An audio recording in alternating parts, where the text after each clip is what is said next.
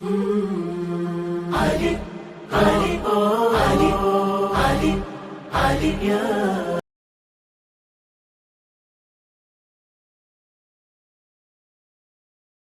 الله الرحمن الرحيم.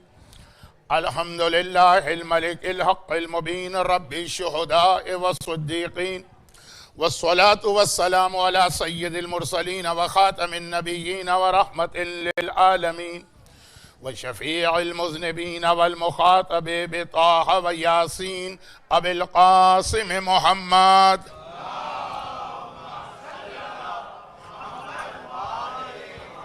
وآله الطيبين الطاهرين المعصومين المظلومين المنتجبين الميامين الذين أذهب الله عنهم الرجس وطهرهم تطهيرا.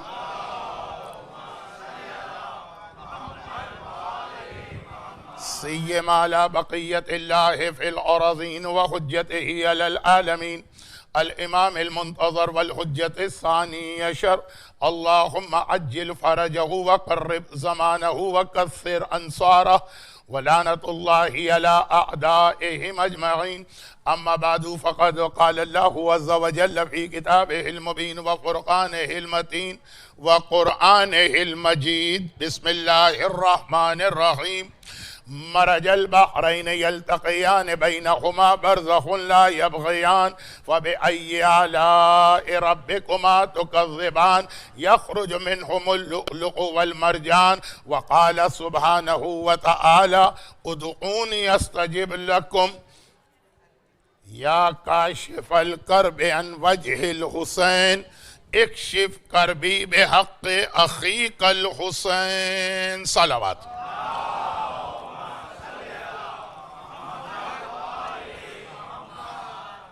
آج کی رات ماہ مبارک شعبان کی پہلی شب جمعہ. ہمارے یہاں ہندوستان اور پاکستان میں پہلی شب جمعہ کو نوچندی کہا جاتا ہے. اگرچہ روایات کے اعتبار سے صرف ماہ رجب کی نوچندی کی ایک خصوصی اہمیت آئی ہے لیلۃ الرغائب، لیکن بہرحال نوچندی ہو کہ نہ ہو، ہر شب جمعہ کی نہ صرف یہ کہ ایک اہمیت ہے، بلکہ اگر آپ کو میری گزشتہ تقاریر یاد ہوں تو ہر شب جمعہ تین چیزوں کی جانب میں آپ کی توجہ مبذول کراتا ہوں کہ ہر شب جمعہ ایک تو اپنی موت کو یاد کرنے کی رات ہے. ہر شب جمعہ، چنانچہ ایام عزا کے پہلے عشرے میں بھی ایک شب جمعہ تو آتی ہی آتی ہے، کبھی دو شب جمعہ بھی آ جاتی. اس میں بھی بہت مختصر صحیح، اشارتاً صحیح، لیکن موت کا تذکرہ کیا جاتا ہے. موت کو یاد کرنا. میں نے ابھی ایک جملہ کہنے کے بعد اس کو بدل دیا تھا.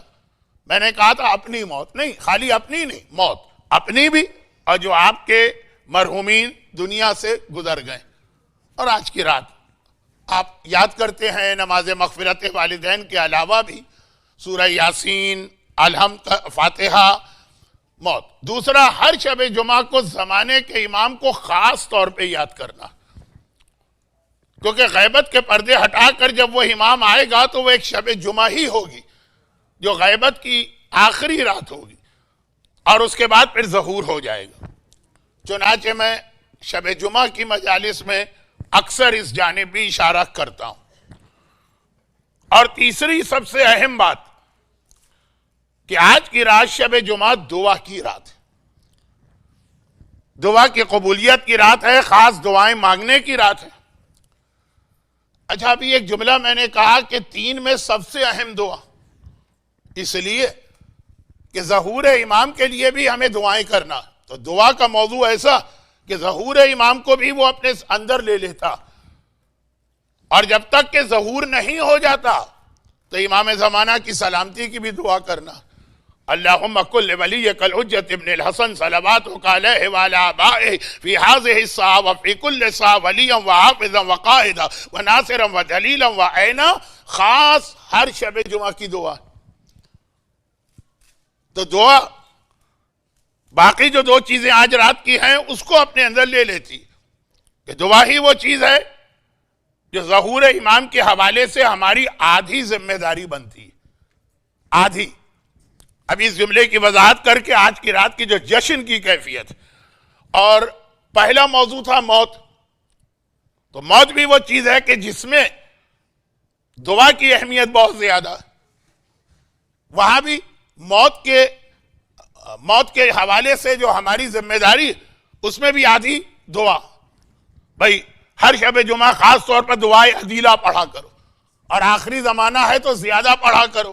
دعائے عدیلہ کسے کہتے ہیں؟ کہ ایسا نہ ہو کہ موت کے وقت شیطان تمہارے ایمان کو تم سے چھین کے لے جائے. کیونکہ سینکڑوں صاحبان ایمان ساری زندگی مومن رہ کر آخری لمحے میں ایمان چھوڑ دیتے ہیں.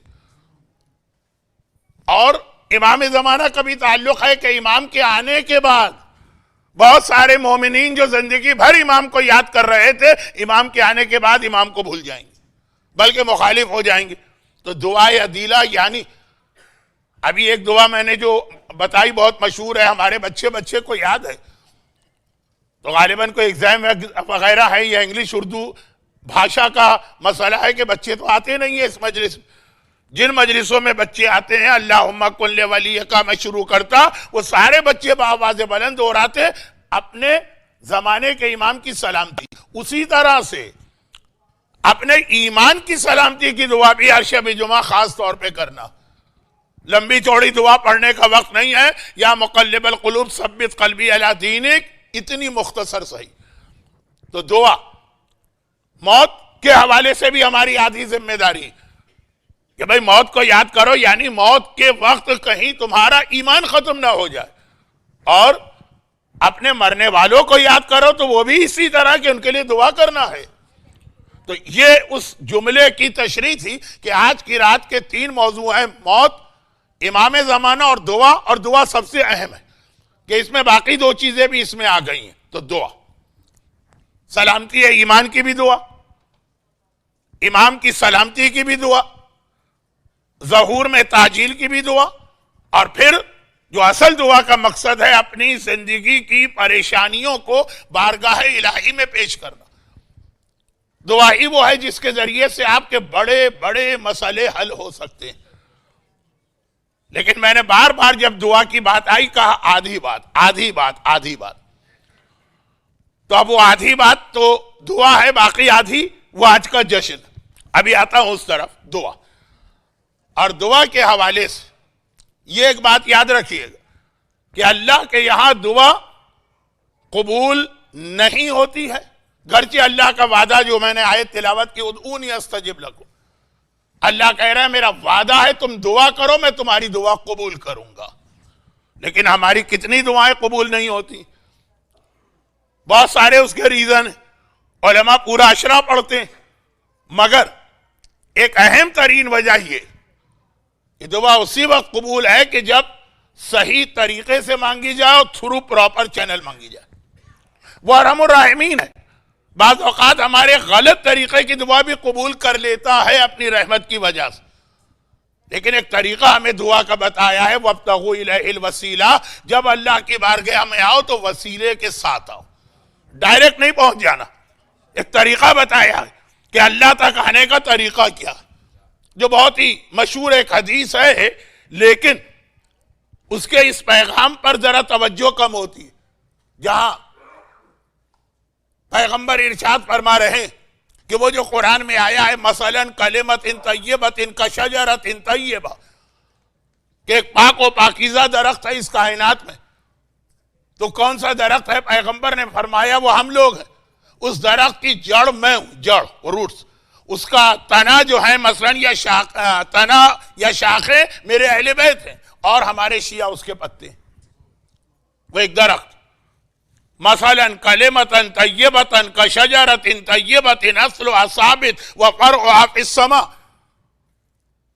کلمہ طیبہ کی مثال ایک پاک درخت جیسی ہے جس کی جڑ رسول ہے، تنے اور شاخیں اہل بیت، ہم اور آپ اس کے پتے. اور جب لفظ پتا کہا، پتا لیف، تو اس میں دو چیزیں آ گئی. پہلی بات یہ، اس پہ میں پورا اشرا پڑھ چکا ہوں اور صرف 1 منٹ میں یہ بتا رہا ہوں.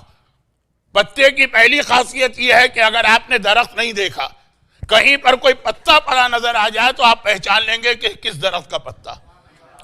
پیپل کا پتا الگ ہوتا ہے، آم کے درخت کا پتا الگ ہوتا ہے، نیم کے درخت کا پتا الگ ہوتا ہے، ہر درخت کا پتا جو ہے وہ دوسرے سے الگ ہوتا ہے. تو شیعہ اسے کہتے ہیں کہ کائنات پہ کہیں جا کے بیٹھے دنیا اسے دیکھ کر پہچان لے گی کہ اس کا تعلق آل محمد سے. یہی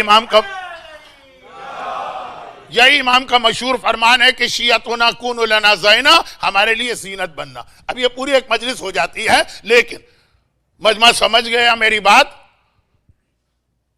تو یہ پتے کی پہلی خاصیت ہوتی. ہمیں پتا کہا گیا، خالی ہمارے فضائل نہیں بتایا، ہمارا کریکٹر بتایا کہ ہم اپنے آپ کو کیسا بنائیں کہ ہمیں دیکھ کر لوگ یہ سمجھنے لگے کہ یہ امامت والے.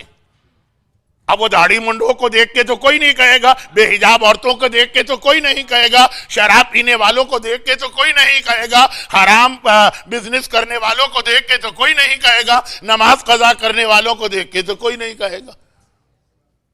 ایسا ہمیں بننا. اور دوسری خاص بات یہ کہ یہ جو پیغمبر نے اگزامپل دی ہے نا، یہ ایک ایسی مثال ہے کہ اسی ایک اگزامپل پہ آدمی غور کرے، عقیدہ اور عمل دونوں ٹھیک ہو جائیں گے. یہ تو عمل کی بات تھی، پتا ایسا ہو، اور عقیدہ. اگر کوئی پتا یہ اصرار کرے، جڑ کسے کہتے ہیں؟ روٹ. ہم میں باٹنی کی کلاس تو لے نہیں رہا ہوں، سائنس میرا شعبہ ہے بھی نہیں، مولانا محترم اس کے اوپر زیادہ مہارت رکھتے ہیں، لیکن بہت چھوٹی سی بات. درخت کو جو پانی ملتا ہے وہ جڑ سے ملتا ہے، جڑ سے ہو کے یہ پانی پتے تک جاتا. جڑ زندہ ہے تو پتا زندہ. اب اگر کوئی پتا یہ ضد کرے، اصرار کرے کہ جب یہ پانی زمین سے لے کے جڑ مجھے دیتی ہے تو میں ڈائریکٹ اپنا رشتہ جڑ سے جوڑوں گا، روٹ سے جوڑوں گا، مجھے تنے اور شاخوں کی ضرورت نہیں ہے، اور وہ وہاں سے ٹوٹ کے گرے اور جڑ کے پاس آ کے بیٹھ جائے، پانی وانی نہیں ملے گا، وہ سوکھ کے ختم ہو جائے گا، اور وہ جو ٹریش والے ہیں وہ اٹھا کے اس کو آگ میں بھی جلا دیں گے. پتے کو بینیفٹ لینا ہے جڑ سے، مگر تھرو برانچز، تھرو اسٹیم. درخت کا پتا شاخ اور تنے کے ذریعے سے جڑ سے فائدہ لے گا، تو رسالت کے فائدے لینا ہے تو علی کے ذریعے سے وہاں جانا پڑے گا. اور یہ جو لفظ ہے یاد رکھیے، یہی لفظ آج کی رات کا بھی جشن بننے والا ہے. تو جب پتا کہا گیا تو اس کا مطلب یہ ہے کہ تھرو پراپر چینل، پتے کو ملے گا سب جڑ سے، لیکن جڑ سے تنا، تنے سے پھر پتے تک وہ بات پہنچے گی. یہ دعا کا طریقہ. اور ابھی ایک جملہ میں نے کہا خطبے کے آخر میں کہ دعا اللہ کا وعدہ ہے پورا کروں گا، صحیح طریقے سے مانگو. صحیح طریقے پر آپ نے علماء کے پورے اشرے سنے. مجھے ذاتی طور پہ معلوم ہے کہ یہاں دعا پہ بھی اشرا پڑھا گیا، لیکن بہت مختصر بات کرنا کہ وہ جو تھرو پراپر چینل جانا ہے، دعا صحیح طریقے سے مانگی جائے، تو اس کے اندر وسیلہ. اور وسیلے میں مولا عباس کا وسیلہ اتنا اہم ہے. حدیث، تاریخ، سیرت، سب میں مولا عباس کا ایک لقب ہے سقہ، پیاسوں کو سیراب کرنے والا. لیکن پیاس خالی پانی کی نہیں ہوتی. کسی کو بیماری ہے تو اس کو صحت کی پیاس ہے، کسی کو علم کی پیاس ہے، کسی کو رزق کی پیاس ہے، کسی کو اولاد کی پیاس ہے. پیاس الگ ہوتی ہے. یہ سقہ ہر ایک کی پیاس کو بجھانے والا. صحیح طریقے سے اگر عباس کو پکارا جائے. آج کل تو یہ عمل بہت مشہور ہو گیا، مردوں سے زیادہ عورتیں. کل بھی میں نے کہا، آج بھی کہہ رہا ہوں، دعاؤں میں اوور ڈوز نہیں ہونے پائے. ایسا نہ ہو کہ 1000 مرتبہ یہ پڑھنا، 500 مرتبہ یہ پڑھنا، اور 15 مرتبہ یہ پڑھنا، اور 10 مرتبہ یہ پڑھنا، اور اس کے بعد دنیا کوئی کام کرنے کا ٹائم ہی نہ رہے. لیکن پڑھنا بھی ہے. تو عباس کے نمبر بنتے ہیں 133. بہت مشہور یہ جملہ ہے، کوئی میں نئی بات نہیں کہہ رہا ہوں. اگر 133 ٹائمز آپ آقا عباس کو پکاریں، اور اس جملے سے کہ یا کاشف الکرب عن وجہ الحسین اکشف کربی بحق اخیک الحسین، اے حسین کی پریشانی دور کرنے والے، آپ کو آپ کے بھائی حسین کا واسطہ میری پریشانی دور کرے. یہ ڈائریکٹ، یہ براہ راست عباس سے بات ہو رہی ہے، اللہ سے نہیں. عباس کو پکارا جا رہا. اور ایک ایسا جملہ کہہ دوں جو مصائب کا جملہ ہے، لیکن تقریر کے شروع میں فضائل کا جملہ بنا کے پیش کر رہا ہوں کہ ہم اور آپ اپنی حاجتیں، اپنی مصیبتیں، اپنے پرابلمز، اپنی پریشانیاں دور کرنے کے لیے عباس کو تو پکارتے ہیں. ہم اور آپ حیثیت کیا رکھتے ہیں؟ ہمارے سٹیٹس کیا ہے آقا عباس کے سامنے؟ نتھنگ. ہم تو پکارتے ہیں عباس تو وہ وسیلہ. معال سبتین کی روایت ہے، اور بھی کئی کتابوں میں آئی کہ قیامت کا دن آ گیا اور سارے صاحبان ایمان اور شیعان حیدر کرار پریشانی کے عالم میں. روایتوں میں ہے کہ انبیاء تک پریشانی کے عالم میں آئیں. اور قیامت کا دن ہی ایک ایسا دن، چونکہ آج کی خوشی کی اور بہت بڑی خوشی کی رات ہے، تو میں اس کو زیادہ آپ کے لیے بہت ہی مشکل یا سخت یا عذاب والی مجلس نہیں بنانا چاہتا. لیکن چونکہ یہ تو فضائل کی حدیث ہے، پریشانی کے عالم میں صاحبان ایمان اب بار بار اللہ کے رسول کی جانب دیکھ رہے ہیں. جو خطبے میں بھی میں پیغمبر کا خطاب یا لقب استعمال کرتا ہوں، شفیع المذنبین، شفیع المذنبین، تمام گناہگاروں کی شفاعت کرنے والے. تو آپ پیغمبر کی جانب دیکھ رہے ہیں، یا رسول اللہ آپ ہی ہماری بخشش کروائیے، آپ کی امت گناہگار صحیح لیکن ہے تو آپ کی.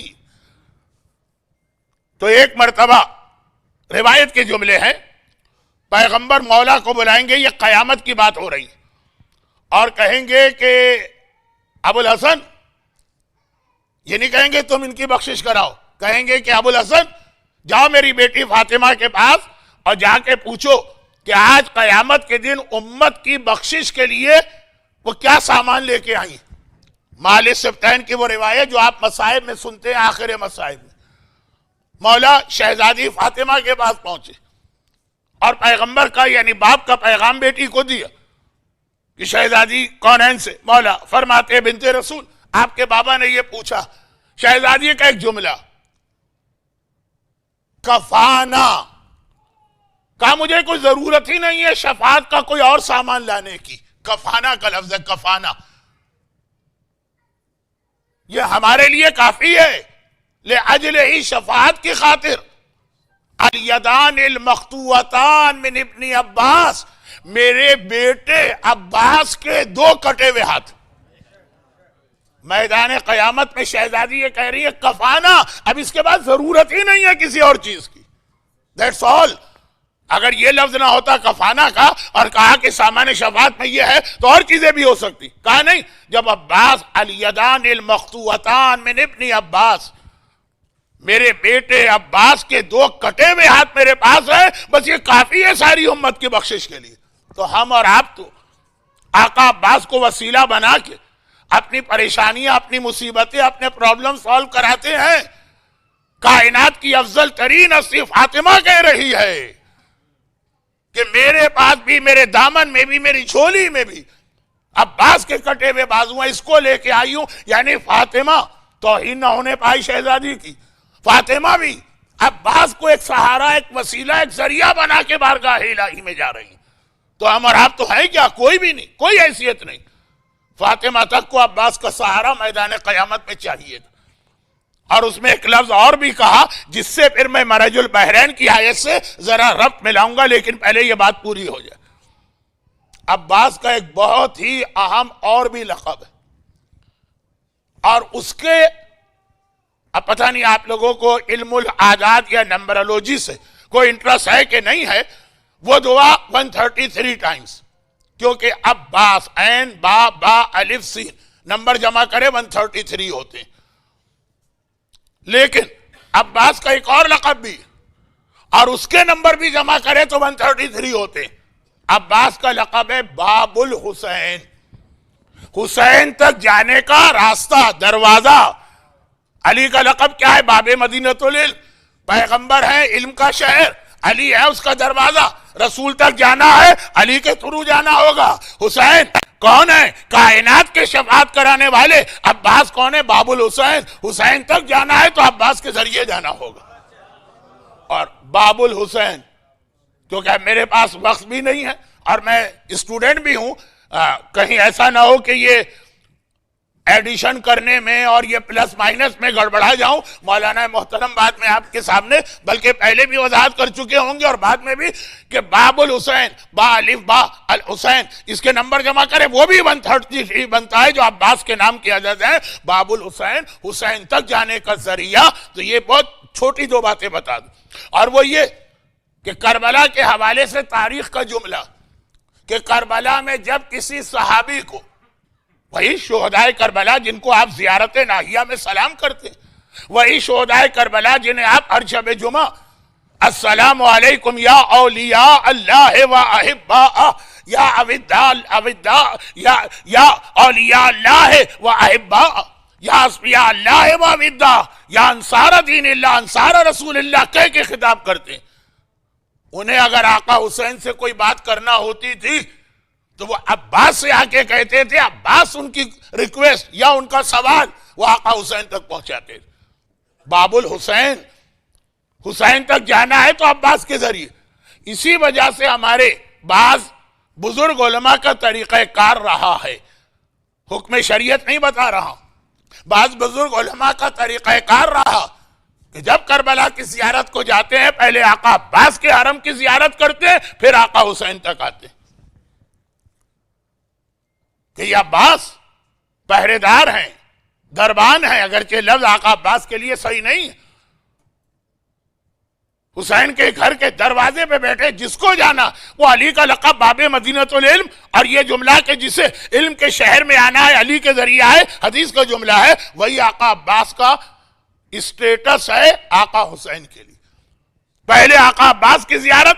اب یہ حکم شریعت نہیں ہے، وہ تو جیسی آپ کی سہولت ہو، لیکن یہ جو باب الحسین آقا عباس کا نہ صرف یہ کہ لقب ہے، بلکہ اگر آپ کے ذہن میں کربلا ہو، کیونکہ مجھے بتایا گیا کہ اٹلانٹا کی یہ جماعت تقریباً ہر شخص ایک بار نہیں کئی مرتبہ، اور یہ پچھلے 4-5 سال میں کربلا کی زیارات سے مشرف ہو چکا. اس لیے کہہ رہا ہوں کہ اگر آپ کے ذہن میں تصویر ہو خیمہ گاہ کی تو حسین کا خیمہ کہیں درمیان میں سب سے پہلا خیمہ دروازے پہ کس کا آتا ہے؟ آقا عباس کا خیمہ آتا. سب سے پہلے آقا عباس. آج بھی اگر آپ خیمہ گاہ میں جاتے ہیں جہاں حسین اور اہل حرم کے خیمے، پہلے عباس کے خیمے میں حاضری دینا پھر آپ جائیں گے، کیونکہ یہ باب الحسین. اور باب الحسین تو عباس کا ایک مشہور لقب ہے، مگر شیعہ تاریخ کے سب سے بڑے مرجع، گرچہ اس جملے کی تھوڑی سی وضاحت کی ضرورت ہوتی ہے، لیکن چونکہ میں اس سے پہلے اس جعفری سینٹر میں کئی بار، بلکہ جہاں تک مجھے یاد ہے کہ کوئی بھی حوالے سے میں مجلس پڑھنے آؤں، ولادت کا موقع ہو کہ اب محرم کا عشرہ ہو، ان کا نام آ جاتا ہے شیخ مرتضی انصاری المرجع الکبیر. اب یہ لقب شیخ جعفر کاشف الغطا کو مل گیا اس لیے اتنا استعمال نہیں ہوتا، لیکن المرجع الکبیر خاتم المجتہدین، پیغمبر کا لقب ہے خاتم الانبیاء، ان کا لقب ہے خاتم المجتہدین. گویا اجتہاد کا خاتمہ ہو گیا یا خاتم انگوٹھی، جو بھی. عظیم ترین مراجع میں سے ایک مولا کا حرم.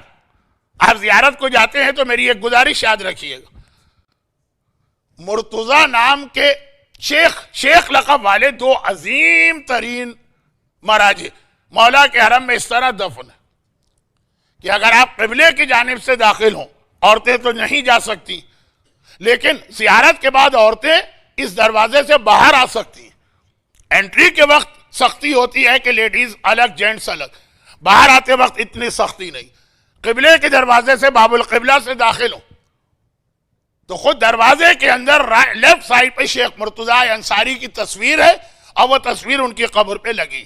تو الحمدللہ مجھے اطلاع ملی کہ بعض مومنین مجلس میں یہ سن کر وہ قبر کی خصوصی زیارت کر کے بھی آ گئے، لیکن وہ تو خیر آج کی رات کا بھی ایک حق ہے. میں موضوع سے ہٹا جا رہا ہوں، ابھی تک موضوع سے نہیں ہٹا ہوں. یہ شیخ انصاری شیعہ تاریخ کے سب سے بڑے مجتہد، اور مولا کی پشت کی جانب سے اگر آپ باہر نکلیں دروازے سے، جس کا نام ہے باب توسی، تو جیسے ہی دروازے سے باہر نکلیں گے آپ کے سامنے جو ایک مسجد نما بلڈنگ نظر آئے گی، اس میں شیخ توسی کی قبر، وہی راستہ آگے چل کے وادی السلام کے قبرستان تک پہنچاتا، اس کی بھی زیارت کیا کر، دن کے وقت وہ کھلی رہتی ہے مسجد۔ شیخ توسی نے نجف کا حوضہ علمیہ بنائے، پہلا لقب شیخ ان کو ملا تھا، اور شیخ مرتضی انصاری نے اجتہاد کو ایک نئی زندگی عطا کی، تو مولا کے قبلے کی طرف یعنی مولا کے چہرے کی جانب شیخ انصاری کی قبر ہے، اور حرم کے فوراً بعد باہر نکل کے شیخ توسی، یہ تو ایک ضمنی بات آ گئی۔ شیخ مرتضی انصاری کے شاگرد یہ کہتے ہیں، دو شاگرد، شیخ عبد الرحیم شوستری کا بھی ایک واقعہ ہے اور آغا دربندی کا بھی ایک واقعہ۔ شیخ عبد الرحیم شوستری شیخ مرتضی انصاری کی، اب ایک ایک عالم نام لے کے تعارف کراؤں گا تو اصل آج کا موضوع اگرچہ ابھی تک میں موضوع پر ہوں لیکن ہٹ جاؤں گا۔ وہ فرماتے ہیں کہ آقا عباس حاجتیں پوری ہوتی، باب المراد ہیں، باب الحوائج ہیں، تو میں بھی میرے دو بڑے مسئلے تھے، ایک دنیاوی ایک روحانی۔ بڑی تمنا تھی مجھے حج کی، لیکن استطاعت نہیں تھی اور ایسی حیثیت بھی نہیں تھی کہ بغیر استطاعت کے صحیح لیکن میں کسی طرح پہنچ جاؤں حج پر۔ اب تڑپ رہے تھے حج کے لیے۔ مرحوم آیت اللہ مرشی کے وصیت نامے میں لکھا کہ میں حج نہیں کر سکا، گزارش ہے اگر کوئی مومن میری جانب سے حج کروا دے۔ اب اس جملے کی اور تشریح کر سکتا ہوں، وقت نہیں۔ تو ایک تمنا، یہ ایک روحانی چیز حج، جہاں یقینی طور پر مردوں کی عورتیں زمانے کے امام سے ملاقات ہوتی ہے، حج کی تمنا، اور ایک یہ کہ مکان نہیں تھا میرے پاس، بڑی زحمت ہو رہی تھی۔ تو ایک بار جب میں زیارت کے لیے گیا، رہتے نجف میں ہے کیونکہ حوضہ نجف میں ہے، مگر حاجت ہے اور شب جمعہ ویسے ہی کربلا لوگ جاتے ہیں، تو میں کربلا گیا، آقا عباس کے حرم میں بیٹھا تھا، اور آقا عباس کے حرم میں جو واقعہ بہت پیش آتا، یعنی آنکھوں کے سامنے معجزے ہوتے ہیں، ہر دفعہ آپ کو کوئی نہ کوئی ایسا واقعہ سننے کو مل جائے گا۔ یہ بیمار ٹھیک ہو گیا، اس کی پریشانی دور ہو گئی، ہوتے رہتے معجزے۔ میں بھی اپنی حاجتیں لے کے پہنچا۔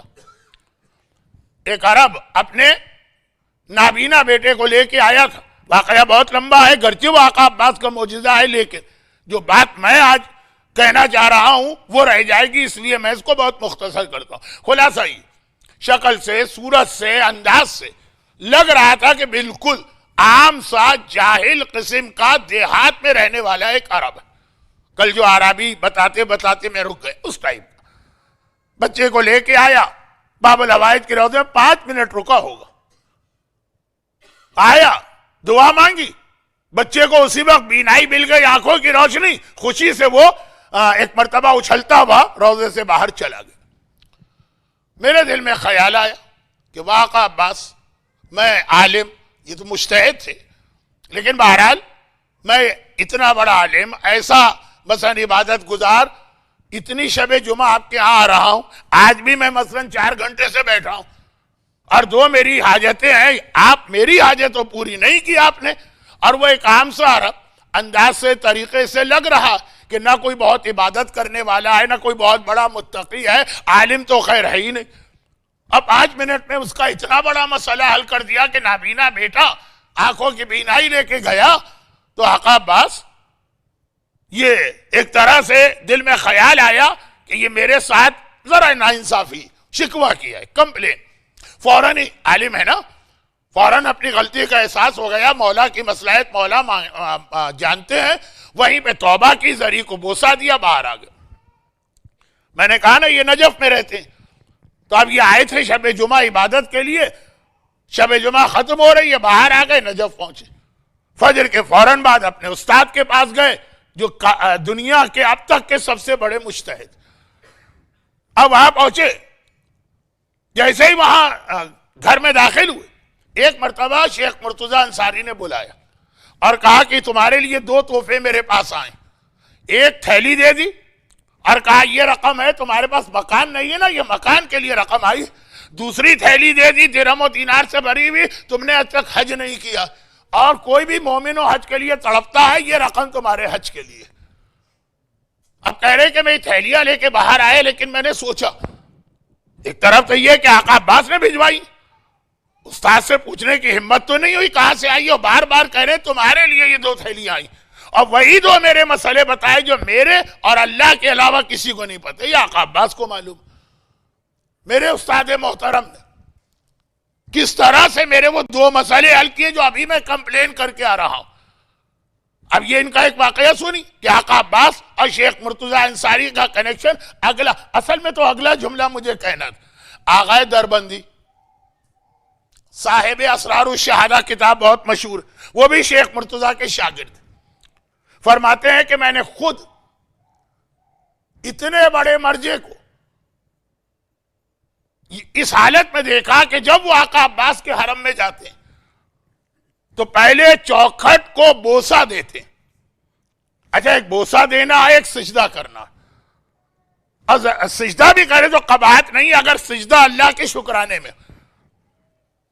اب اتنا عظیم مرجع، میرے ایک استاد تھے، وہ کہتے تھے کہ میں جاتا ہوں چوکھٹ کو بوسہ دیتا ہوں، دل میں خیال آیا کہ عام لوگ دیکھیں گے کہیں گے یہ اتنا بڑا عالم امامے والا وہ اس طرح سے جھک رہا ہے۔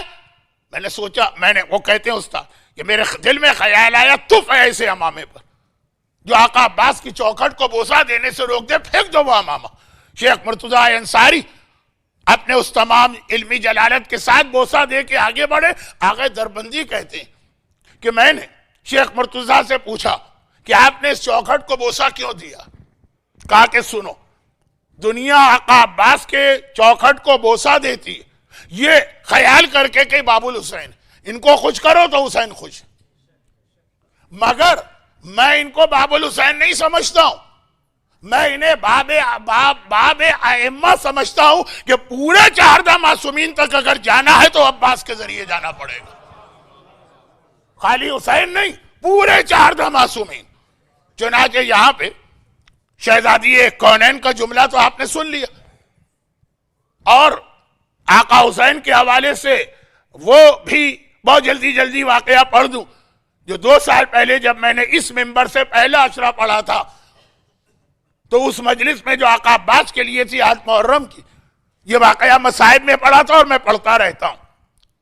عرب کا ایک بہت ہی مشہور مرثیہ گو شیخ محمد رضا آزری، انہوں نے ایک بار آقا عباس کے لیے ایک مرثیہ کہا، لیکن کہا کیا، کہنا شروع کیا اور پہلے ہی مصرے پہ اٹک گئے، آگے پورا مرثیہ روک دیا۔ الیوم ابو الفضل استجار بہ الہدی، عاشور کے دن حسین عباس کی پناہ میں تھے، پناہ استجار پناہ میں تھے۔ باب الحسین باب الائمہ یہ ایک لقب ہے، لیکن یہ اس سے بھی بڑا لقب ہے۔ کہا مگر اس میں تو آقا حسین کی توہین ہے، حسین امام وقت ہے، حسین حجت خدا ہے، حسین عباس کے بھی آقا۔ اور یہ پیغام ام البنین نے عباس کو پیدا ہوتے ہی دے دیا تھا کہ عباس دنیا کچھ بھی کہتی رہے، کبھی اپنے آپ کو حسین کا بھائی نہ سمجھنا، تو غلام ہے، وہ تیرا آقا، تو وہ تو آقا ہے۔ یہ میں نے کیا کہہ دیا؟ چنانچہ پھر یہ مرثیہ انہوں نے کسی کو سنایا ہی نہیں، لیکن مرثیہ کہنے کے بعد جو پہلی شب جمعہ، آج تو نور علی نور، شب جمعہ بھی ہے، آقا عباس کی ولادت بھی ہے۔ میں نے دیکھا، میں کربلا میں کھڑا ہوں، آقا حسین کا روضہ ہے، میں دوڑ کے روضے میں گیا، کیونکہ سنا تھا کہ آج کی رات انبیاء آتے ہیں، مرسلین آتے ہیں، اولیاء آتے ہیں، ائمہ آتے ہیں، ملائکہ مقربین آتے ہیں، 1,24,000 انبیاء کربلا میں حاضری دیتے ہیں۔ آپ میں سے ہر ایک جب کربلا گیا تو تقریباً ہر گروپ اور قافلہ اس طرح سے پروگرام بناتا کہ شب جمعہ کربلا میں ضرور ملے، تو کیا مخصوصی جیسا رش ہوتا ہے، لیکن یہ تو وہ ہیں جو ہمیں آنکھوں سے نظر آ رہے ہیں اور جو آنے والے۔ لیکن جب گیا تو آقا حسین کا پورا حرم خالی نظر آ رہا، میں گھبرا گیا، میں غلط جگہ تو نہیں آ گیا ہوں۔ خدام سے پوچھا یہ کون سی جگہ؟ ان کا آقا حسین کا حرم۔ تو کہا کہ آج شب جمعہ اور اتنا سناٹا، ایسا خالی۔ اب دیکھیے اس وقت آج کی رات کتنی بڑی رات ہے، ولادت کی رات ہے، کتنے مومنین میرے سامنے بیٹھے، اتنا مختصر سا مجمع، امام باڑے کو دیکھ کے ذرا ڈر بھی لگ رہا ہے، لیکن یہ پھر بھی سمجھ میں آ رہا کہ بقول کسی کے جب آپ ایسی مجلس پڑھیں گے تو مجمع بھی اتنا ہی آئے گا، اتنا بھی جو آ گیا تو ان کا شکریہ ادا کریں، اتنی مجلس، ایسی مجلس سننے کون آتا؟ لیکن وہ آقا حسین کا حرم، انبیاء مرسلین، تو اسی خدام سے پوچھا کہ یہ خالی کیوں؟ کہا تھوڑی دیر کے لیے خالی۔ بھئی تھوڑی دیر کے لیے صحیح، مگر کیوں؟ کہا اس لیے کہ خود حسین اپنے روضے میں نہیں، وہ زیارت کرنے والے تو حسین کی زیارت کے لیے آ رہے ہیں نا، تھوڑی دیر کے لیے حسین نہیں تو حسین کہا حسین اپنے بھائی عباس کی زیارت کو گئے۔ طریقہ بھی یہی، جو بہت ہی زیادہ زخمی ہو اس کے پاس لوگ جاتے ہیں، عباس تو ایسے تھے کہ لاشا اٹھایا بھی نہ جا سکا، حسین گئے، وہاں ملے گا مجمع، چنانچہ میں دوڑ کے وہاں گئے۔ اچھا اب آج کل تو ان لوگوں کی سمجھ میں نہیں آئے گا جو 75 کے بعد زیارت شروع کی ہے، جو 75 سے پہلے بھی زیارت کیے ہوئے ان کی سمجھ میں آ جائے گا کہ پہلے دونوں حرم کے بیچ میں کربلا کی پرانی آبادی تھی اور کتنا کنجسٹڈ وہ علاقہ تھا۔ کراچی کے اندر جیسے کھارتر اور جوڑیا بازار، یا بمبئی میں ڈونگری وونگری کا پالا گلی کا علاقہ، دو آدمیوں کا چلنا مشکل ہو جائے، اتنا تو اتنا آسان نہیں تھا جانا۔ 75 کے بعد پھر دونوں حرم آمنے سامنے ہو گئے۔ خیر، اب میں کسی طرح سے دوڑتا ہوا چلا اور پہنچ گیا۔ ہاں جب وہاں گیا تو اس سے بھی زیادہ مجمع نظر آیا جتنا میں نے سوچا تھا کہ آقا حسین کے حرم میں ہوگا۔ سلام اللہ وسلام انبیائہ والمرسلین وملائکتہ المقربین وعبادہ الصالحین وجمیع الشہداء والصدیقین، یہ چھٹے امام کا وہ جملہ جو آقا عباس کی زیارت کا سب سے پہلا جملہ۔ اللہ کا سلام آپ پہ ہو، آپ زیارت نہیں پڑھتے آقا عباس کی، اللہ زیارت پڑھ رہا، اللہ کا سلام آپ پہ ہو، تمام انبیاء کا سلام آپ پہ ہو، تمام ملائکہ کا سلام آپ پہ ہو، تمام نیک بندوں کا سلام آپ پہ ہو، تمام شہداء کا سلام آپ پہ ہو۔ ہم اور آپ زیارت پڑھتے ہیں تو کیا کمال کرتے ہیں؟ سلام وہ ہے۔ تو آپ دیکھا اتنا ہی مجمع، اور آقا حسین بھی نظر آ گئے عباس کی زری کے قریب، اور یہی شعر پڑھ رہے ہیں، اور پھر اس سے پوچھ رہے ہیں کہ تو نے اپنے بھائی کا مرثیہ، میرے بھائی کا مرثیہ کیوں بند کر دیا؟ کہ مولا آپ کی توہین۔ کہ میری توہین نہیں ہے، تو نے حق پڑھا تھا، جب تک عباس زندہ تھا حسین کے دل کو بھی سہارا اٹھا رہا تھی۔ فاطمہ، ہم اور آپ، یا کاشف الکرب عن وجہ الحسین اکشف کربی بحق اخیک الحسین، جسے اتنی لمبی دعا یاد نہ ہو، خالی 133 ٹائمز یا عباس کہہ لے، سارے مسئلے اس کے حل ہو جائیں گے۔ لیکن ہم اور آپ تو گناہگار، کچھ بھی حیثیت نہیں رکھتے۔ فاطمہ عباس کا سہارا لے کے امت کی بخشش کرا رہی ہیں، تمام گناہگاروں کی بخشش کرانے والا حسین۔ دیکھیں حسین بھی بخشش کرانے والا، کیسی بخشش کرانے والا؟ پیدا ہوا تو فطرس فرشتے کے گناہ کو معاف کرایا۔ فطرس کون ہے؟ عرش پہ رہنے والا، اور دنیا سے گیا عاشورے کا دن تو حر کے گناہ کو معاف کرایا۔ حر کون؟ فرش پہ رہنے والا۔ حسین وہ ہے کہ عرش پہ رہنے والوں کی بھی شفاعت کرا سکتا ہے، فرش پہ رہنے والوں کی بھی شفاعت کرا سکتا ہے۔ شفاعت وہی کرائے گا جو مالک ہو۔ حسین عرش کا بھی مالک ہے، حسین فرش کا بھی مالک ہے۔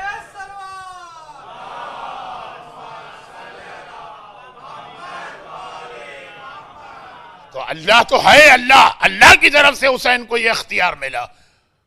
وہ حسین جو فرش سے لے کے عرش تک، ولادت کے دن فطرت سے لے کے شہادت کے دن حر تک کے گناہ کو معاف کرانے والا، وہ کہہ رہا ہے کہ عباس، جب تک عباس زندہ ہے مجھے ایک ڈھارس ہے، عباس میرا ایک سہارا۔ باب الائمہ، تمام ائمہ طاہرین، عباس ذریعہ ہے وہاں تک جانے کا۔ لیکن عباس کی سب سے بڑی خصوصیت، سب سے بڑی، میں نے کہا یہ نہیں کہا اونلی، بہت، عباس کے تو اتنے شرف ہیں، اور سب سے بڑی فضیلت، وہاں بھی نہیں کہا کہ اونلی ون فضیلت، بہت ساری، ان میں سب سے بڑی دو باتیں، اور آج کی محفل اختتام کو پہنچے گی۔ سب سے بڑی خصوصیت عباس کی وہ جو ہمارے نوجوانوں کا ایک سوال ہوتا، ہمارے بعض بزرگوں کا بھی ایک سوال ہوتا. خیر عورتوں نے تو آج تک مجھ سے یہ سوال نہیں کیا، اور شاید ایک وجہ یہ بھی ہو کہ میں بہرحال بہت زیادہ گریز کرتا ہوں نامحرم عورتوں سے بات کرنے پہ، سوائے اس کے کہ کوئی کوسچن آنسر سیشن یہاں پہ ہو جائے اور وہاں بھی مائک رکھا ہو تو الگ بات. لیکن سوال کرتے ہیں. اچھا سوال کیا کرتے ہیں؟ مولانا آپ نے کہا داڑھی. اچھا ہم داڑھی رکھیں گے تو ہمیں ملے گا کیا؟ فائدہ کیا ہے اس کا؟ حجاب. اچھا اس کا فائدہ کیا؟ حجاب تو دل کا ہوتا ہے، یہ سر پہ اسکارف اور یہ سب فائدہ کیا؟ اور یہ زیادہ سوال بڑھ جاتے ہیں جب شادیاں اور برتھ ڈے پارٹیاں ہوتی، وہاں بے حجابی اور مکس گیدرنگ. کیک کے بغیر برتھ ڈے ہو سکتی ہے، مکس گیدرنگ کے بغیر برتھ ڈے نہیں ہو سکتی. تو اب نماز پڑھ لیں گے، اللہ کو کیا ملے گا؟ اب فائدہ کیا؟ ہم کیوں پڑھیں نماز؟ تو اب یہ تو وہ ہیں جو سوال کر لیتے ہیں، ورنہ آدھے مومنین تو وہ ہیں جو سوال بھی نہیں کرتے اور اپنی جگہ یہ نظریہ قائم کر کے بیٹھے کہ چونکہ ہم علی اور حسین اور عباس والے ہیں ہمیں کسی چیز کی ضرورت نہیں. اچھا اب یہ جو سوال ہے نا کہ ہمیں ملے گا کیا، یہ سوال کائنات میں پہلی دفعہ کس نے کیا تھا؟ ایک محاورتاً کہہ رہا ہوں، یہ کیا تھا شداد نے. شداد کون ہے؟ شداد اتنا بڑا دشمن دین ہے کہ وہ اپنے آپ کو خدا کہلواتا. پھر تو بعد میں اس لائن میں بہت آئے، نمرود آیا، فرعون آیا، یہ سب بعد کے ہیں. ان سب سے پہلے ہے شداد. بلکہ ابھی نجف اشرف کا تذکرہ ہوا، شیخ توسی کے روضے کا تذکرہ ہوا، اور یہ تذکرہ ہوا کہ وہی راستہ ہے وادی السلام جانے کا. یعنی وادی السلام تو ہر مومن جاتا ہی ہے. وادی السلام میں دو انبیاء کی قبریں، ہود اور صالح. جناب ہود، حضرت ہود شداد کے زمانے کے نبی تھے، گئے وہاں پہ اور دین کا پیغام پہنچائے. اس نے پہلا سوال یہ کیا کہ اگر میں تمہارے خدا کو مان لوں، تو خود اپنے آپ کو خدا کہتا، اگر میں تمہارے خدا کو مان لوں تو مجھے ملے گا کیا؟ آج نوجوان یہی سوال کر رہا، آج ایک مومن یہی سوال کر رہا کہ مجھے ملے گا کیا. یہ پہلی مرتبہ شداد نے یہ سوال کیا. حضرت ہود نے کہا کہ جنت ملے گی. اچھا جنت ملے گی، جنت کیا چیز؟ تفصیل بتائی. وہ تو پورا واقعہ مجلس میں سنتے رہتے ہیں، پوری تفصیل بتائی. تو کہا ایسی جنت، اس کے لیے میں کسی اور کا محتاج کیوں؟ ہی تو میں خود بنا سکتا ہوں. جو چیز میں خود بنا سکتا ہوں اس کے لیے میں کسی اور کے آگے گردن کیوں جھکاؤں؟ شداد نے اپنی جنت بنائی، اور ایسی جنت کہ ہم اور آپ تعریف کریں بیکار، شاعر حضرات قصیدے پڑھے بیکار. اللہ نے قرآن میں تعریف کی، رمضات لماد التی لم یخلق مثلھا فی البلاد. واقعا شداد نے ایسی جنت ارم بنائی کہ آج تک شہروں میں لم یخلق ایسی کوئی چیز نہیں بنائی گئی. اللہ تعریف کر رہا ہے، ایسی جنت بنائی. مگر میں شداد کا واقعہ نہیں پڑھ رہا ہوں، ٹائم کہاں ہے میرے پاس. لیکن جو سوال شداد نے کیا وہ سوال آج ایک مومن اہل بیت کرتا. داڑھی کا فائدہ کیا، اور حجاب کا فائدہ کیا، اور میوزک چھوڑنے کا فائدہ کیا، اور شراب نہ پیے اور حرام نہ کھائیں اور حرام نہ بیچیں اور نمازیں پڑھیں اور خمس دیں. آئیے ایک فائدہ یہ سن لیجیے، اور وہ یہ کہ عباس کا لقب ہے باب الحوائج. باب قضاء الحوائج مضاف الیہ محذوف ہے، یا باب المراد. ہر ایک کی مراد پوری ہوتی ہے، ہر ایک کی حاجت. میں نے کہا نا صرف دو آخر میں باتیں بتاؤں گا. ایک سیرت عباس کی اہم ترین خصوصیت، اور ایک فضائل عباس کا اہم ترین پہلو، اور آج کی محفل اختتام کو پہنچے گی. اب جو بات میں کہہ رہا ہوں یہ میں نے محرم کی 8ویں کو بھی پڑھی تھی، لیکن وہاں میں نے 40 منٹ لگائے تھے. یہاں بھی میں نے گھڑی دیکھی ہے تو 5 منٹ.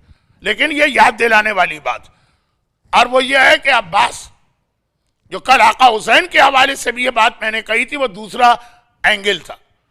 بات وہی ہے، پیغام وہی. اور آج آقا عباس کے حوالے سے، عباس کے نام پہ ہر ایک کی حاجت پوری ہوتی.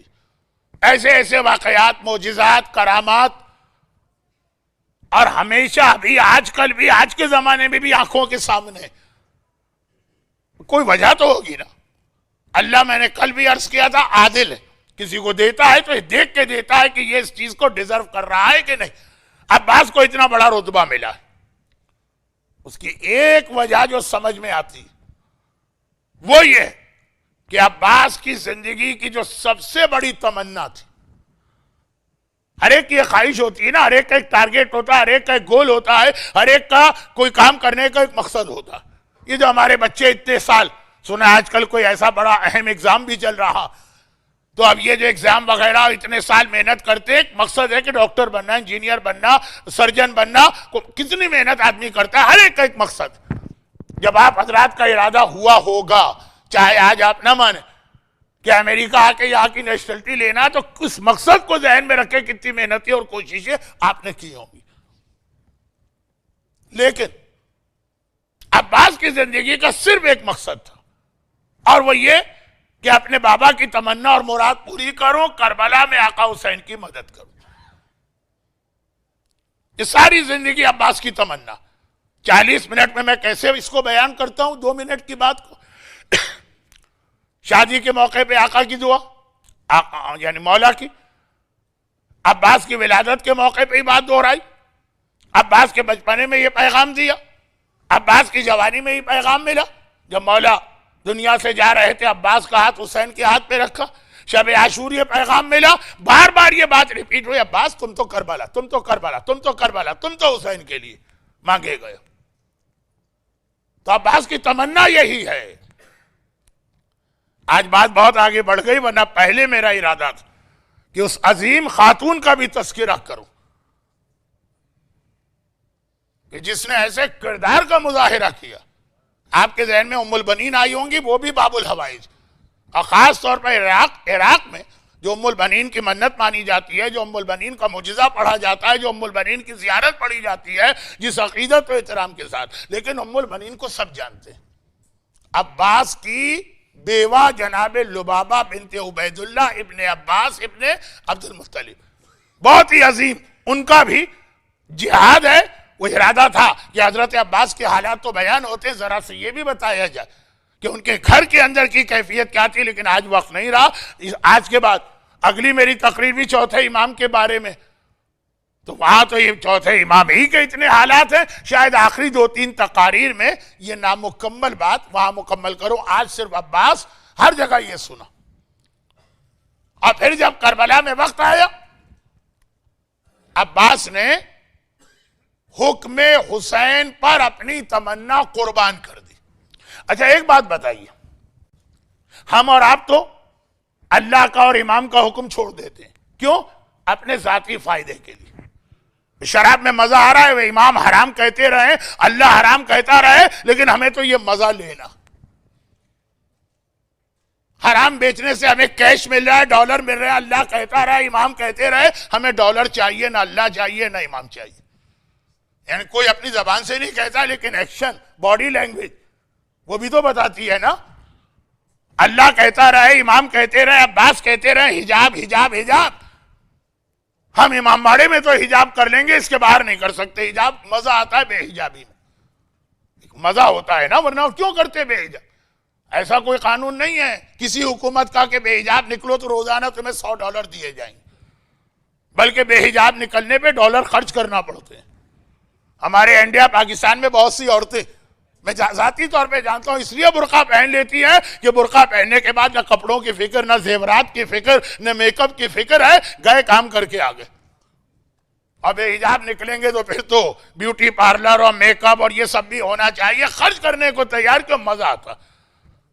ہم اور آپ یہ سارے اپنے مزے کے لیے، نہ اللہ یاد رہتا ہے، نہ امام، نہ عباس. لیکن عباس ذرا دیکھیں وہ کیا قربانی دے رہے ہیں.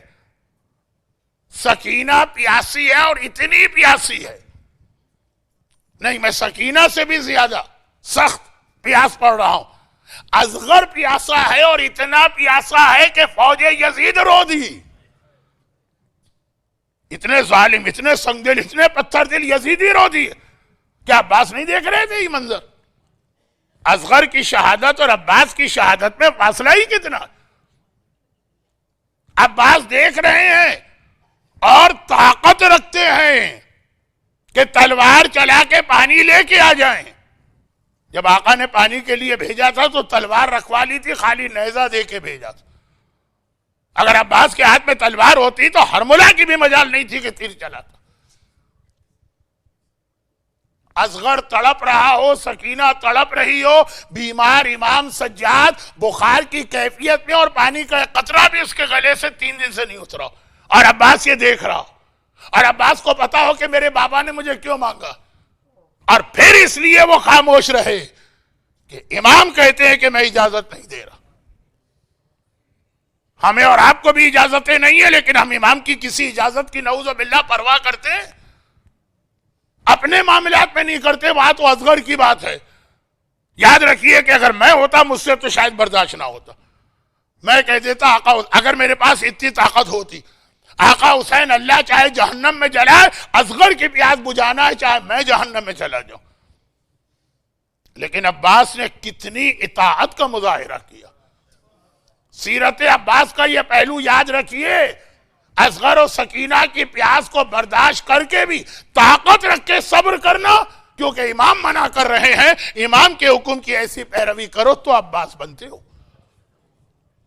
ہم اور آپ کتنی چھوٹی چھوٹی باتوں میں اللہ, رسول, امام سب کو بھول جاتے ہیں. مگر میں نے کہا نا, یہ 40 منٹ کی بات ہو سکتی ہے, اس میں سارے واجبات و حرام آ سکتے ہیں. وقت نہیں, 5 منٹ میں کہنا تھا, 7 منٹ میں نے لے لی. آپ سے زیادہ میں گھڑی دیکھ رہا ہوں, فکر نہ کرے اور اندازہ کریں. یہ تو عباس کی سیرت کا ایک اہم ترین پیغام. دیکھو, حکم خدا اور حکم دین کے بارے میں کبھی بھی کمپرومائز نہ کرنا. جو آ گیا حکم آ گیا, آنکھیں بند کر کے ماننا. باقی باتیں انشاءاللہ آخری 2 تقاریر میں ہوں گی, کیونکہ وہ کوئی جشن والی تقریر نہیں ہوگی. لوگ کہیں گے مولانا جشن والی تقریر بھی آپ تو وہی روکھی بھیگی کرتے ہیں. ہاں, لیکن اس کا تذکرہ تو کرنا ہوتا ہے نا جس کی رات ہے. تو ان میں تو چونکہ یہ بھی میرے لیے مسئلہ نہیں. کل سیکوینس الٹا ہو گیا تھا. 7 شعبان جناب قاسم کی ولادت کہی جاتی ہے, 11 حضرت علی اکبر کی. تو خیر, یہ تو عباس کی سیرت کا بہت اہم پیغام. اور عباس کے فضائل میں یہ بہت اہم چیز, جو ابھی شہزادی کا ایک جملہ میں نے عرض کیا, روز قیامت یہ کہہ سکتی تھی الیدان المقطوعتان من عباس, میں عباس کے کٹے بازو لا رہی ہوں. تاریخ میں نے دیکھا مقتل میں یہ جملہ نہیں, لفظ ہے ابنی عباس, اپنے بیٹے عباس کے بازو لا رہی ہوں. یہ کتنی بڑی فضیلت ہے کہ فاطمہ کے شکم سے نہیں ہے, اور فاطمہ کہہ رہی ہے یہ میرا بیٹا. یہ واقعہ تو آپ نے کئی بار سنا ہوگا. کربلا معلیٰ میں کوئی زیارت کے لیے گیا, وہ پرانے زمانے کی زیارت, جہاں اتنا فاصلہ ہوتا تھا دونوں حرم میں, چھوٹے آقا اور بڑے آقا میں, کہ بہت سے لوگ وہ ڈسٹنس کی وجہ سے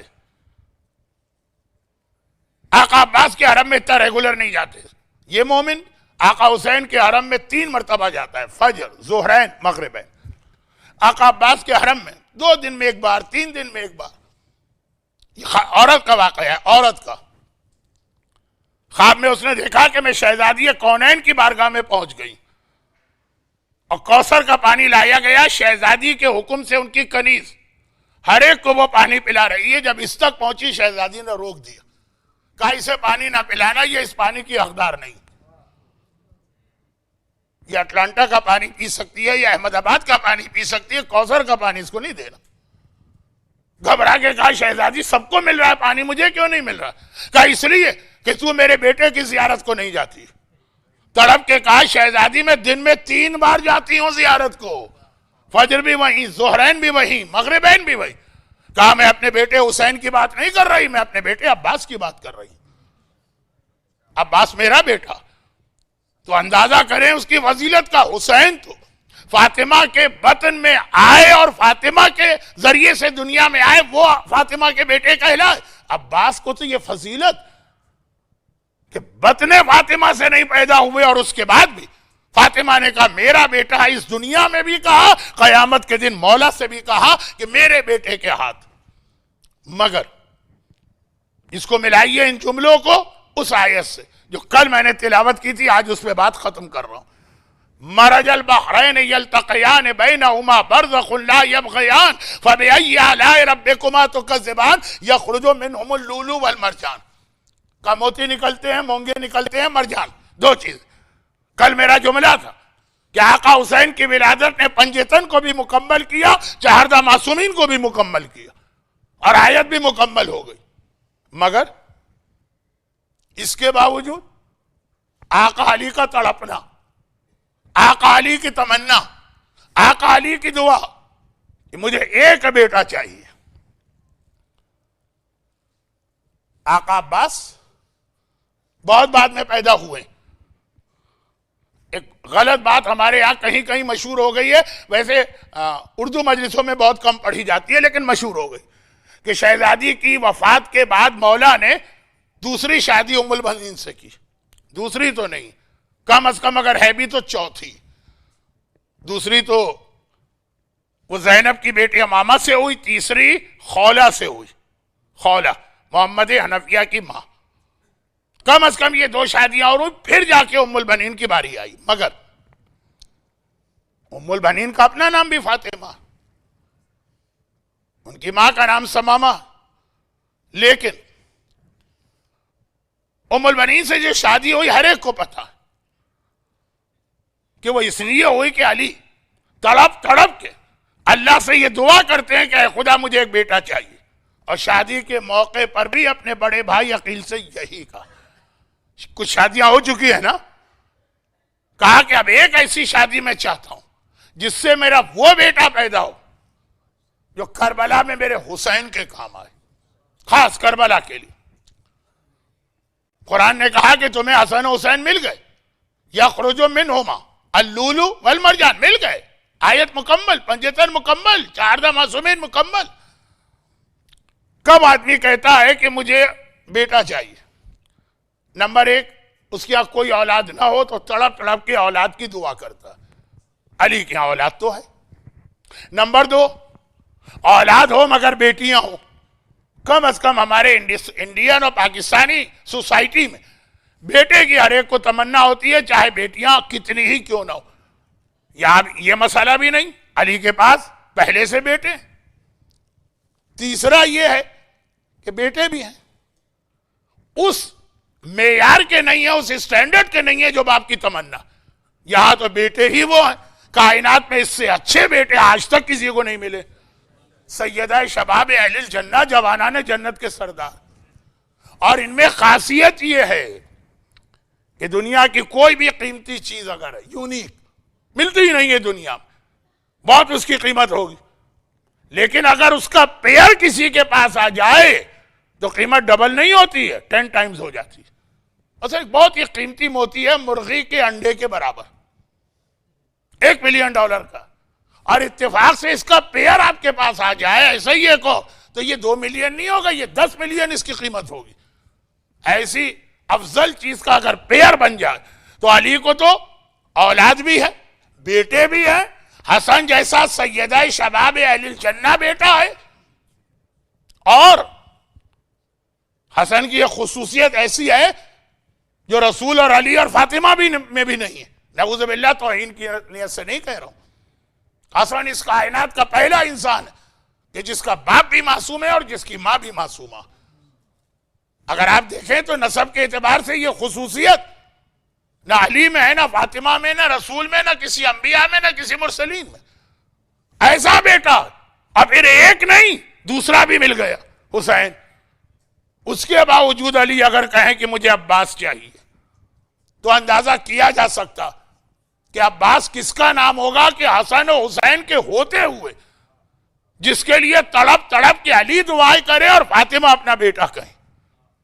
اور کس طرح سے بیٹا کہیں، بس اسی پہ بات ختم کر رہا. 4 شعبان 26 ہجرہ کی فجر کی بات، مولا مسجد میں. 25 ہجرہ میں ام البنین کی شادی ہوئی. 26 ہجرہ 4 شعبان، یہی جو رات گزر کے صبح کی، اور وہ جمعہ ہی کی صبح تھی. مولا مسجد میں ام البنین پریگننٹ. گھر سے میسج آیا کہ یا امیر المومنین مبارک ہو، آپ کے ہاں بیٹا پیدا ہوا. مولا نے پہلے تو شکرانے کا سجدہ کیا، یا شکرانے کی نماز پڑھی. ہم واجب سجدے کرنے کو تیار نہیں، اور علی ہر نعمت پہ اللہ کا شکر ادا کرتے ہیں، اور اس سجدے کو اتنا بڑھا دیا علی کے پوتے نے کہ سید الساجدین بنے، یا پرسوں گفتگو ہوگی۔ پھر اس کے بعد ام البنین کے حجرے میں آئے۔ جیسے ہی ام البنین کے حجرے میں پہنچے، ام البنین ہے، برابر میں نیو بورن بیبی جو ابھی دنیا میں آیا وہ لیٹا۔ علی جھکے، بچے کو اٹھایا، ایک کان میں اذان کہی، ایک کان میں اقامت کہی، مگر نگاہ پڑ گئی ام البنین پر، دیکھا کہ ام البنین پریشان نظر آ رہی۔ باب الحوائج ام البنین کو بھی کہا گیا، بہت عظیم رتبہ ہے ان محترم خاتون کا، پریشان نظر آ رہی۔ ماں کے یہاں خیریت کے ساتھ ڈیلیوری ہو جائے اور پھر بیٹا پیدا ہو جائے تو ماں کی خوشی کا کیا ٹھکانہ، پریشان نظر آ رہی۔ پوچھا ام البنین خیریت تو ہے؟ گرچہ شاید اس وقت لقب ام البنین کنیت نہ ہو، اور بعض علماء کہتے ہیں کہ یہ تو بچپنے سے ہی کنیت رکھی گئی تھی ام البنین۔ خیر، اس بحث میں پڑھنے کا وقت نہیں، 1 گھنٹہ ہونے میں 2 منٹ باقی ہیں، جو گھڑی آپ کے میری آنکھوں کے سامنے، 2 منٹ۔ اس آج شب جمعہ ہے، دعائے کمیل وغیرہ کی وجہ سے ذرا میں دیر سے ممبر پہ بیٹھا تو 1 گھنٹہ کافی۔ ام البنین پریشان نظر آئی، ماں پریشان ہو، خیریت سے ڈیلیوری بھی ہو گئی اور وہ بھی بیٹا ہوا عرب کے ماحول میں۔ پوچھا کہ ام البنین کیا خوشی نہیں ہے؟ ام البنین نے کہا مولا خوش بھی ہوں اور پریشان بھی ہوں۔ خوشی تو بہرحال سمجھ میں آئی، پریشانی کیوں؟ سیم کمپلین ام البنین نے کی ہے جو کمپلین لاسٹ منتھ 13 رجب کو یا 16 رجب کو فاطمہ بنت اسد نے رسول اللہ سے کی تھی۔ علی کی گود میں بچہ، اور ام البنین کہتی ہیں لیکن مولا پریشان اس لیے ہوں کہ جب سے یہ بچہ پیدا ہوا ہے اس نے آنکھیں نہیں کھولی۔ یہی خانہ کعبہ میں پیدا ہونے والے علی کے لیے ان کی ماں نے کہا تھا، وہ تو آپ نے پچھلے مہینے سنا ہوگا جشن میں، مولا پریشان اس لیے ہوں کہ بچے نے آنکھیں نہیں کھولی ہیں۔ مولا مسکرائے اور کہا کہ کیسے کھولے گا آنکھیں، ہے تو میرا بیٹا نا۔ کنیز سے کہا جاؤ اور حسین کو بلا کے لاؤ۔ حسین بلائے گا، بابا کیا حکم ہے؟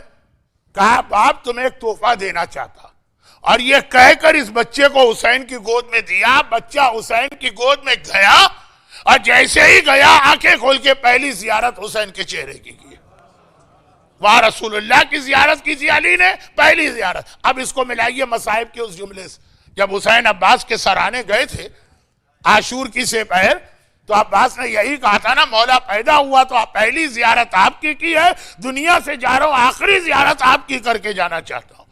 ایک آنکھ میں تیر ہے، ایک آنکھ میں خون ہے، وہ مصائب کی روایت پڑھنا اس وقت مناسب نہیں۔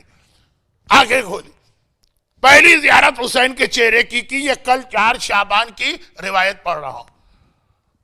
بعض علماء نے ایک جملہ اس میں بڑھا دیا، کسی کتاب میں دیکھا ہوگا کہ بچہ جب حسین کی گود میں گیا آنکھیں بعد میں کھولی، ننھے ہاتھ پہلے پھیلا دیے، شاید یہ پیغام دے رہا ہو کہ آقا ہاتھوں کا تحفہ اور نذرانہ تو ابھی سے قبول کر لیجیے۔ علی نے واپس بچے کو اپنی گود میں لیا، بس ایک آخری جملہ ہے اسی پہ آج کی محفل اختتام ہو۔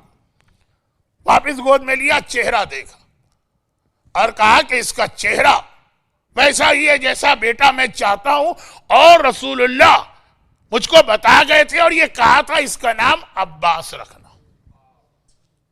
بلکہ بعض روایات میں تو یہ روایات تو نہیں کہیں گے لیکن بعض تاریخوں میں یہ کہ معراج کی رات لوح محفوظ پر رسول نے عباس کا نام لکھا دیکھا تھا، لیکن وہ ایک روایت بہت تفصیلی ہے، آج وقت نہیں، بہت چیزیں پڑھنا تھی، لیکن بقول کسی شخص کے آپ یہ داڑھی نماز کی بات کر کے اتنا ٹائم ویسٹ کرتے ہیں، اپنا بھی اور ہمارا بھی۔ خیر، کہا پیغمبر اس کا مجھے اس کی خبر دے گئے تھے اور کہہ گئے تھے کہ اس کا نام عباس رکھنا، بس ختم بات۔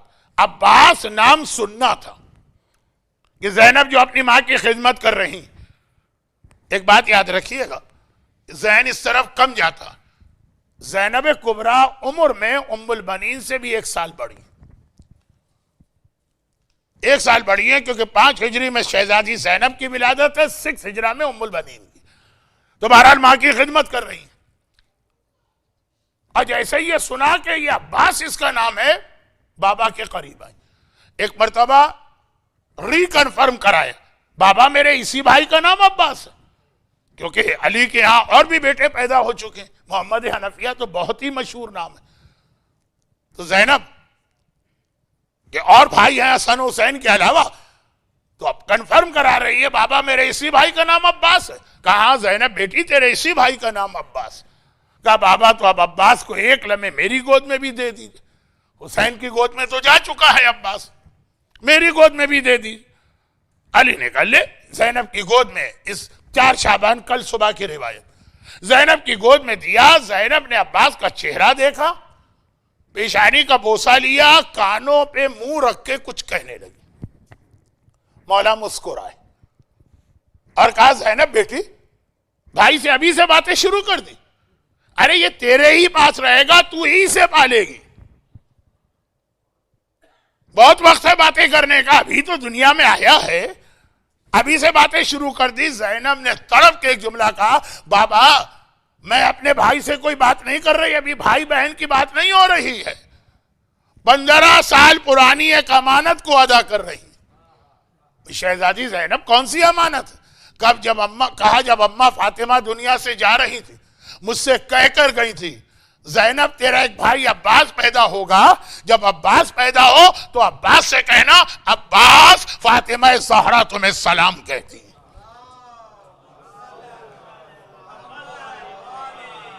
میں نے اماں کا سلام پہنچایا۔ اب اندازہ کریں زینب کبریٰ بہت عظیم خاتون، رتبے میں فاطمہ سے تو بہرحال بعد میں آتی، حبیب ابن مظاہر کو سلام کرتی ہیں تو حبیب خشخا کے گر پڑتے ہیں، اور یہاں زینب سے افضل فاطمہ کا سلام عباس کے لیے پہنچایا جا رہا۔ اندازہ ہو سکتا ہے کہ عباس کس کا نام ہے، تو یا کاشف الکرب عن وجہ الحسین اکشف کربی بحق اخیک الحسین، پروردگارا میرے مولا کی تمنا اور مراد اس عباس کا واسطہ، فاطمہ زہرا کے اس لال و لختی جگر عباس کا واسطہ، ام البنین کے اس باب الحوائج بیٹے عباس کا واسطہ، حسین و زینب کے اس بھائی جو دونوں کے دل کی ڈھارس و سہارا تھی عباس کا واسطہ، جو مومنین اور مومنات آج کی اس محفل میں آ گئے ہیں، خدا بندہ ان کی ساری حاجتیں پوری فرما، ساری تمنائیں اور مرادیں پوری فرما، اور انہیں سیرت عباس پہ جتنی ان کی طاقت ہے عمل کرنے کی توفیق عطا فرما۔ ان صاحبان ایمان کے گھر کو، گھروں کو، روزی کے ذرائع کو، گھر والوں کو، اولاد کو ہر مصیبت و آفت سے محفوظ فرما، لیکن اگر دین کو ضرورت ہو تو ام البنین کے عباس کی طرح ہمیں اپنی اولاد بھی دین پہ قربان کر دینے کا جذبہ عطا فرما۔ دنیا بھر میں جہاں جہاں مظلوم عزاداران امام حسین ظالموں کے ظلم کا نشانہ بن رہے، ان کی جان، مال، عزت و آبرو کی حفاظت فرما۔ آج کی شب جمعہ کا واسطہ ہمارے تمام مرحومین کی مغفرت فرما، بیماروں کو شفاء کاملہ عطا فرما، پریشان حال لوگوں کی پریشانیوں کو دور فرما، اور پروردگارا ان تمام پریشانیوں کو ہمیشہ ہمیشہ ختم کرنے اور اہل بیت پہ ڈھائے جانے والے مظالم کے انتقام کے لیے وارث معصومین فرزند زہرا امام زمانہ کے ظہور میں تعجیل فرما، اور غیبت امام میں ہمیں اپنی ذمہ داری ادا کر کے بعد ظہور امام کی فوج کا سپاہی بننے کی توفیق عطا فرما۔ ربنا تقبل منا انکا انت السمیع العلیم۔ یہ جشن، یہ ولادت، یہ خوشی اہل بیت کے ساتھ میں آپ سب کو مبارکباد دیتا ہوں۔ بآواز بلند درود بھیجنے محمد وآل محمد۔ اللهم صل على